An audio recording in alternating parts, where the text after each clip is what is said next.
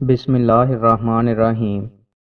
رسول اللہ صلی اللہ علیہ وآلہ وسلم نے ارشاد فرمایا، کوئی شخص تب تک مومن نہیں ہو سکتا جب تک کہ وہ اپنے اہل و عیال، مال اور سب لوگوں سے بڑھ کر مجھ سے محبت نہ کرے۔ رسول اللہ صلی اللہ علیہ وآلہ وسلم نے ارشاد فرمایا، جو جان بوجھ کر ایک نماز چھوڑتا ہے اس کا نام جہنم کے اس دروازے پر لکھ دیا جاتا ہے جس سے وہ داخل ہوگا۔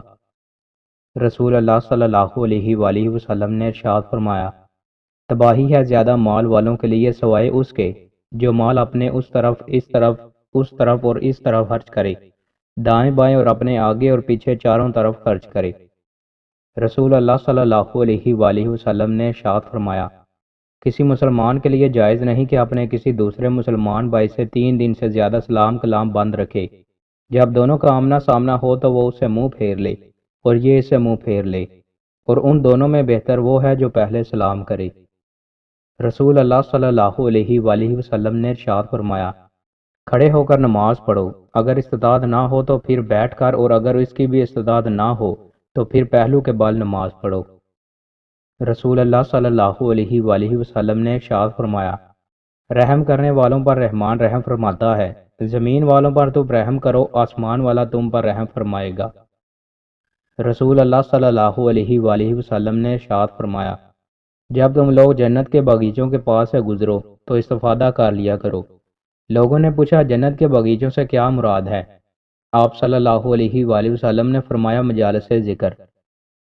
رسول اللہ صلی اللہ علیہ وآلہ وسلم نے ارشاد فرمایا، جب تم بستر پر سونے کے لیے لیٹو تو آیت الکرسی پوری پڑھ لو، تو پوری رات اللہ تعالیٰ کی طرف سے ایک فرشتہ حفاظت کے لیے مقرر رہے گا، اور کوئی شیطان تمہارے قریب صبح تک نہ آ سکے گا۔